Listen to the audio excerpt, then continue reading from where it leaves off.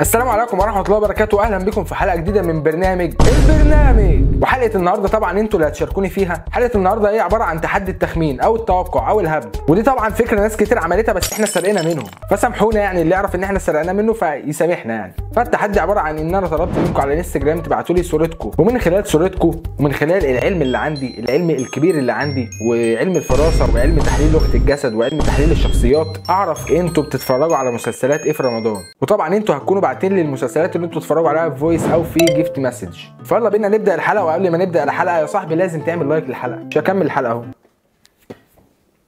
اتفضل بقى انزل اعمل لايك. انا كده انا قاعد مش ورايا حاجه، يا اما تنزل تعمل لايك وتشير الحلقه يا اما انا قاعد اهو براحتك، انا قاعد. قبل ما ابدا الحلقه بس انا عايز اقول لك ان انا رقم واحد في التوقعات وحاصل على الميداليه اللي ورا ديت والدروع اللي ورا ديت، كنت واخدها بسبب التوقعات، استغفر الله العظيم يا رب يعني. فانا عايز اقول لك ان انا هعرفك وهجيبك واعرف انت بتعمل ايه، وانا عارف انت قاعد بتعمل ايه دلوقتي وانت بتتفرج عليا، انت قاعد بتاكل. ده مبدئيا كده، ده مبدئيا شفت. فخلي بالك على نفسك لان انا هحرق كل الحاجات اللي انت بتتفرج عليها، فعايزك تتفرج لاخر الحلقه عشان تشوف انا اللي كسبت ولا انتوا اللي كسبتوا. ولو انتوا كسبتوني انا مش هعمل اي تحديات تاني وهقفل القناه وهبيع كل ممتلكاتي. اول حاجه معانا المتسابق الاول الاستاذ عبد الله، واضح ان هو بيشرب منتجات مقاطعه، فهو واضح كده غالبا دي شويبس، غالبا شويبس مقاطعه تقريبا يعني. فالاستاذ عبد الله واضح ان هو مش بايع على الدنيا والدنيا جايه معاه على الاخر وصعبه. انا بتوقع من ستايله اللي هو بيتفرج على سيد الناس، بيتفرج على العتاوله عشان البنات اللي فيه، هو بيتفرج على مدفع رمضان لان هو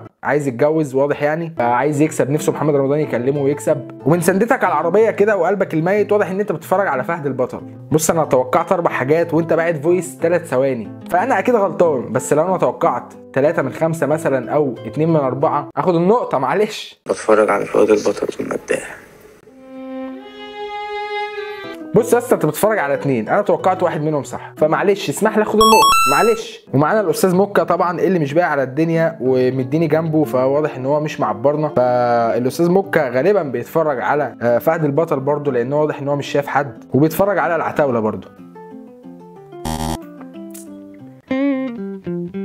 ازاي ما توقعتش ان هو بيتفرج على اولاد الشمس؟ انا فاشل انا فاشل. معانا الاستاذ شادي صاحبي مش بايع على الدنيا ومش شايفنا، ما شاء الله بعت رساله 17 ثانيه، فواضح ان هو بيتفرج على حاجات كتير. الاستاذ شادي واضح ان هو بيتفرج على العتاوله برضو عشان البنات اللي فيه، واضح ان هو بيتفرج على سيد الناس، واضح ان هو بيتفرج على مدفع رمضان لان هو محتاج يتجوز برضو، واحساسي كده بيقول لي ان هو بيتفرج على ايش برضو عشان مي عمر غالبا يعني.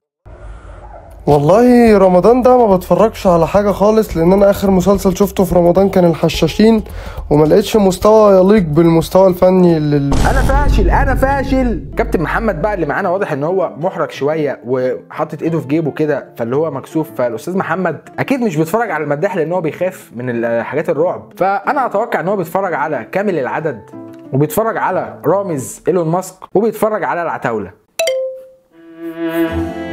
يسطا ليه يسطا مش جاي معاك فهد البطل وسيد الناس؟ يسطا فهد البطل هتستفاد انت من فهد البطل ومن سيد الناس. انا فاشل. كابتن طارق اللي معانا بعد كده واضح ان هو برده من وقفته زي محمد، بس انا مش هتخدع المره دي، فانا هقول ان هو بيتفرج على كامل العدد برده وبيتفرج على رامز ايلون ماسك، ده لو هو قال ان هو بيتفرج على برامج يعني عشان ما حدش يظلمني، وبيتفرج على فهد البطل. انا بتفرج على اشغال شقه وكامل العدد والنص والكابتن وشهاده معامله اطفال. يسطا كل ده 5 مسلسلات ليه؟ انا توقعت منهم بفضل الله واحد. انا فاشل. خلي بالك انا كل اللي انا كنت بعمله دوت كان تسخين وعشان الحرب خدعه، فانا كنت بخدعكم ان انا بس مش عارف اتوقع، بس اللي جاي ضرب نار. طبعا استاذ ابراهيم هنا باعت لي صورته وباعت لي المسلسلات اللي هو بيتفرج عليها، ما فيش اي سسبنس في الموضوع خالص، متابع اشغال شقه وحكيم باشا وسيد الناس. الاستاذ برازيلي برده هنا متصور الصور بتاعت جين زي ومش بايع على الدنيا ومش شايفنا ومش معبرنا ومش مدينا اي اهتمام ومدينا ظهره، فانا اقول لك ان هو طبعا بيتفرج على فهد البطل عشان الخناقات والشوارع والحاجات ديت، وبيتفرج على سيد الناس وبيتفرج على كامل العدد. انا بتفرج على المداح وولاد الشمس والعتاوله.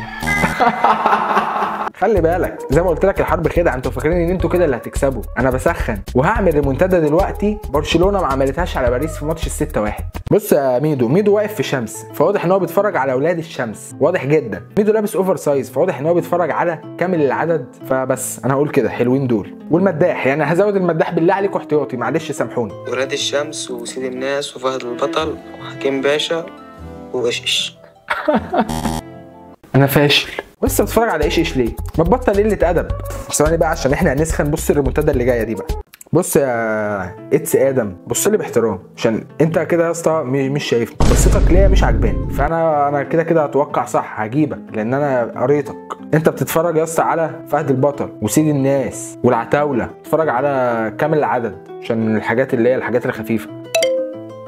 مش باين عليك يعني؟ امال انت باصص لي بقله ادب ليه يا اتس ادم؟ طب اللي انا توقعت واحد، يعني انا توقعت دلوقتي واحد من الثلاثه. اخد النقطه ولا يا جماعه؟ انا هدي النقطه دي لنفسي، معلش لان انا الدنيا جايه عليا خالص. انا كده مش شايف قدامي. جدعان هو انتوا ليه كل جين زي اللي بيتصوروا مش شايفينها يا جدعان؟ ما تدينا وشك، ادينا وشك يا عم. انت جميل. بس انا هقول برضو ده انت ما شاء الله انت بتتفرج على حاجات كتير جدا. عد بقى لان ده بقت مسج كبيره. عد: فهد البطل، سيد الناس، العتاوله، اشغال شقه، والمداح، وايش. اديني قلت 6 مسلسلات: العتاوله وسيد الناس وفهد البطل. انا جبت ال3 صح. انا كده. طب ايه، اقفل الفيديو؟ طيب خلاص والله قلت لكم في ريمونتادا جايه يا جدعان بجهز لها.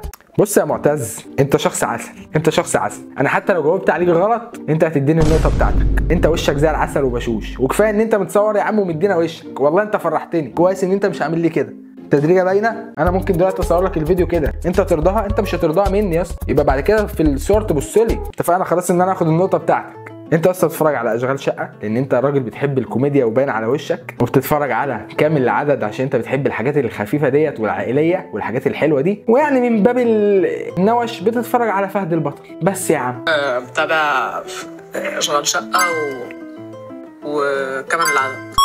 قلت لكم في كومباك تاريخي، اقسم بالله مش هسيبكم والله ما هحلكم. ومعانا اول مشتركه بنوته والاستاذه كريمان. اكيد مش بتتفرج على فهد البطل لان هي مش عايزه نوش وخناقات، ومش بتحب الاستاذ عمرو سعد عشان هو صوته مزعج في المسلسل ده، فهي بتتفرج على الفنانه ايش، بتتفرج على اشغال شقه لان هي بتحب الكوميديا جدا، بتتفرج على كامل العدد لان هي يعني بتحب الجو العائلي. كفايه ال3 دول.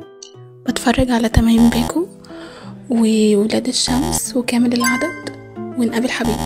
انا رجعت افشل تاني. انا توقعت واحد بس من 4. اكيد بتتفرج على وتقابل حبيبي عشان تقفي جنب الاستاذه ياسمين عبد العزيز. غالبا معانا بقى اصغر متسابق الكابتن سليم، مش عارف الصراحه مخبي ايه ورا ظهره، واظن ان هي حاجه مش كويسه. فواضح ان هو بيتفرج على كامل العدد، بيتفرج على فهد البطل من جو ان هو بقى لما يكبر يفرتك الدنيا بس. لا وبيتفرج على ولاد الشمس. انا رجعت نفسي حسيت ان هو جاي مع ولاد الشمس. انا بتفرج على كامل العدد وولاد الشمس واشغال شقه.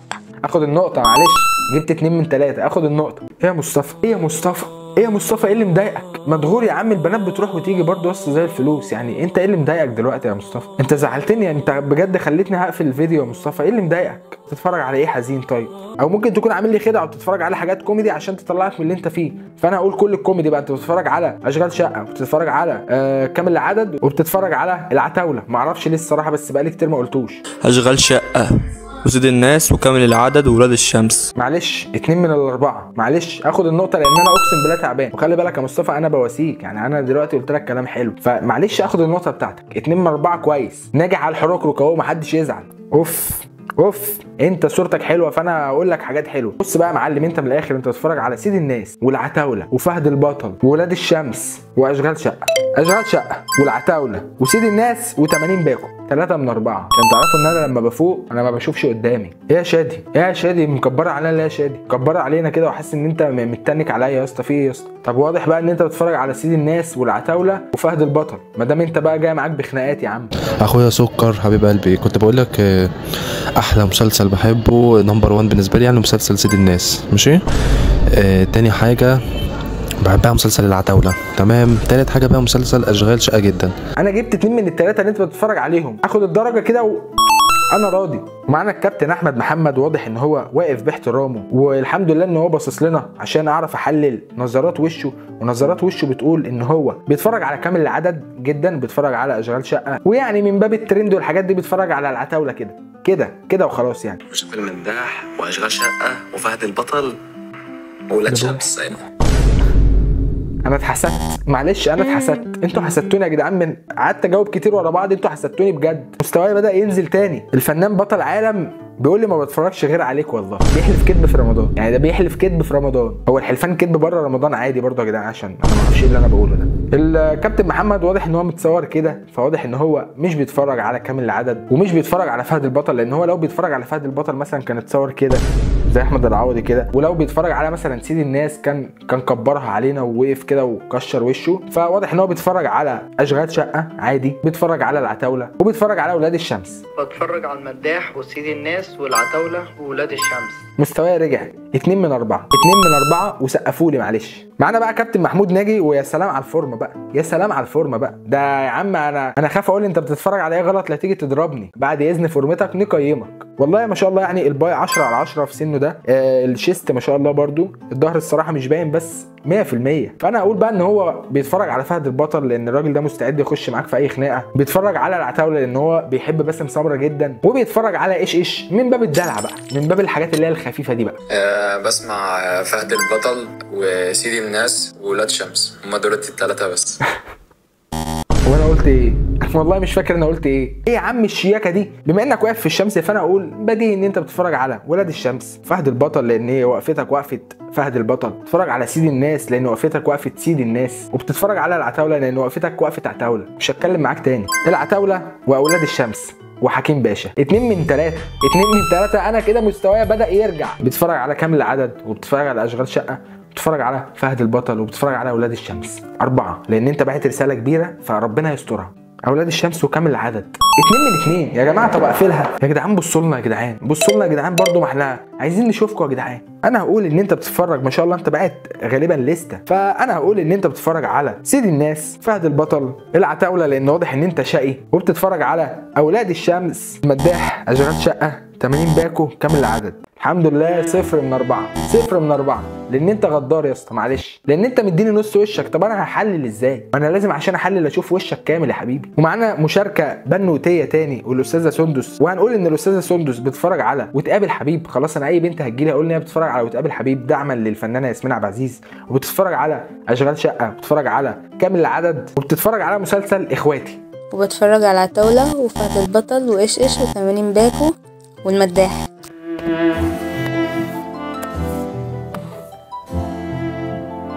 البنات جرالها ايه؟ البنات بتتفرج ليه على المسلسلات دي؟ ليه بتتفرجي على المداح وفهد البطل؟ ليه غاويه تجيبي لنفسك المشاكل؟ ما تتفرجي على الحاجات اللي انا قلتها وخلاص. يا عم احلى تحيه للشيف شربيني واحلى تحيه لكل الشيفات، بس انا هفهم ايه بقى؟ بتتفرج على ايه؟ بتتفرج على الشيف حسن؟ بس انا ههبط بقى. بتتفرج على كامل العدد، بتتفرج على اشغال شقه، بتتفرج على المداح مش عارف ليه، وبتتفرج على ولاد الشمس.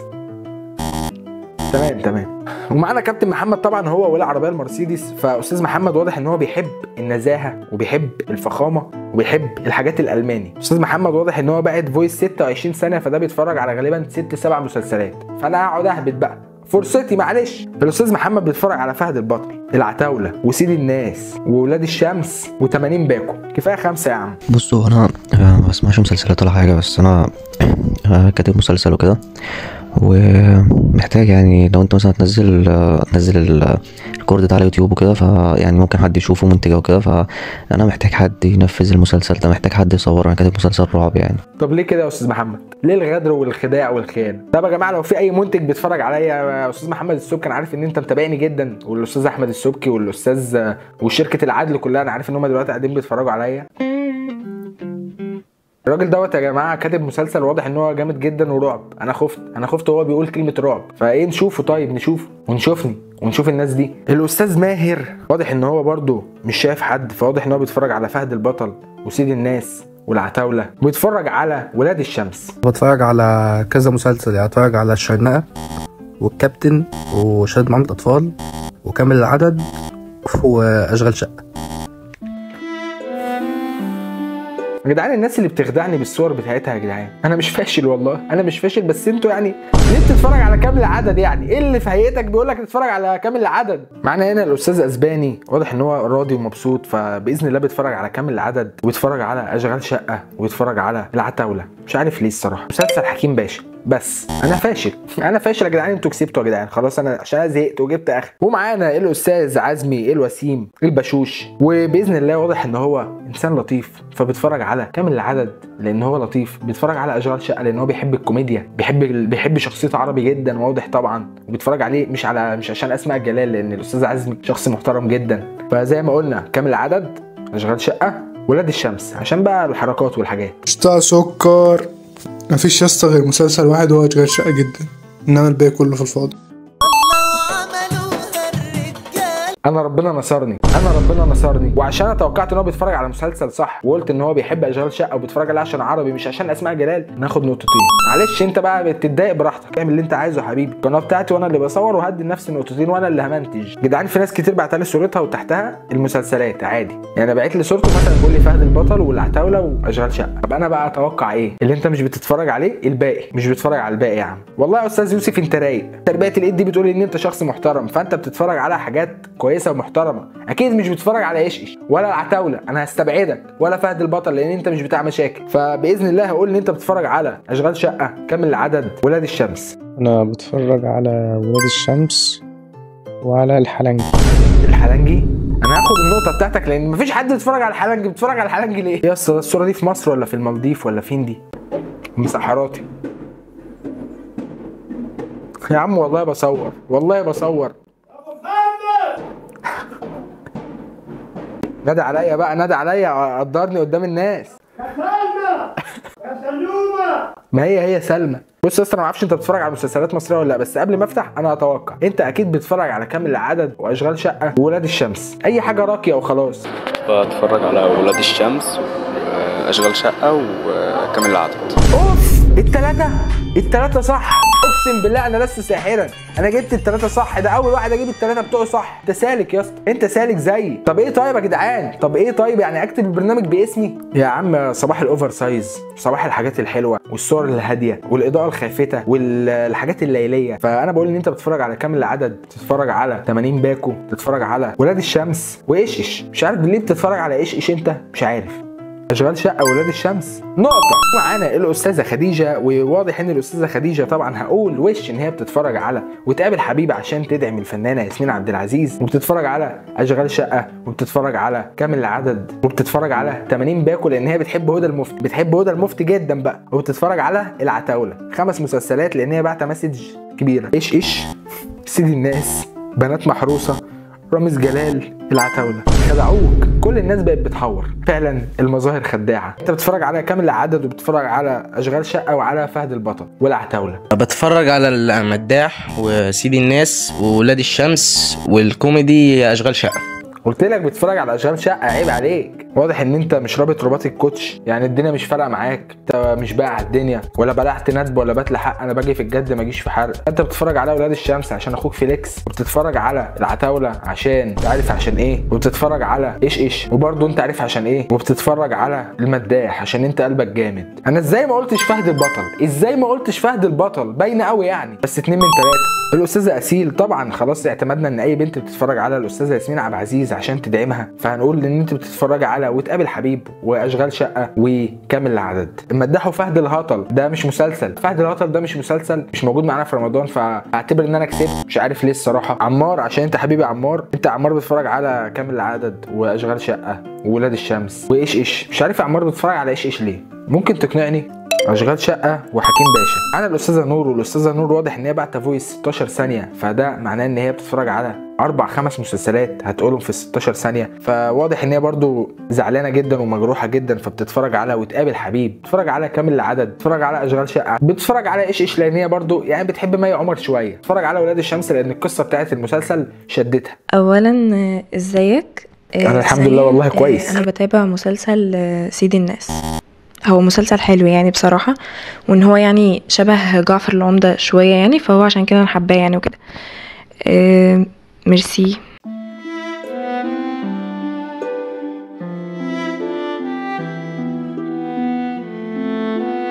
انا اللي فهمت غلط، انا الاستاذ عبده واضح ان من الوان الصوره الاصفر مع الاحمر مع الاخضر ان الاستاذ عبده بيحب الحاجات الملعلطه، فهو بيتفرج على عتاوله، انت فاهم ليه، وبيتفرج على فهد البطل وبيتفرج على ايش. ونديها واحده اشغال شقه. انا بتفرج على ولاد الشمس والشرنقه، فهد البطل واشغال شقه والكابتن وكامل العدد. انا فاشل، انا فاشل. بس كده يا جدعان، معرفش الصراحه ايه النتيجه، هل انا هفشل ولا فعلا هكون ملك التوقعات الجديد وملك الهبد، ولا ايه اللي حصل، مش عارف الصراحه. ولو انتوا كسبتوني انا مش هعمل اي تحديات تاني وهقفل القناه وهبيع كل ممتلكاتي. بس انا حزين لان انا الصراحه مستوايا كان اعلى من كده بكتير، بس الحسد، انا اتحسدت. بس ده ما يمنعش ان في واحده انا جبتها بالظبط، هو بيتفرج على 3 مسلسلات جبتهم بالظبط، فمعلش تحييني وتديني اللايك دلوقتي المتين. لو عملت لايك للفيديو اعرف ان الفيديو دوت عجبك، يبقى نعمل منه تاني، نعيده، نعمل حاجات تانية، شارك معايا وهشارك معاه. مش احنا ولا احنا مش ايه؟ بعتذر لكل الناس اللي بعتت وما طلعتش، الفيديو هيكون كبير جدا، وفي ناس بعتت متاخر، وفي ناس بعتت صورها وكاتبه تحتها المسلسلات اصلا، فانا مفيش اي حاجه اتوقعها ولا اخمنها. فبس كده لحد هنا الحلقه بتاعت البرنامج النهارده خلصت. لو الفيديو عجبك تنساش تعمل لايك وتشيره مع اصحابك وتقول لي في كومنت تحت رايك في الفيديو وبس. ولو عندك اي افكار يا عم عايزنا نعملها قول لي عليها، والسلام عليكم.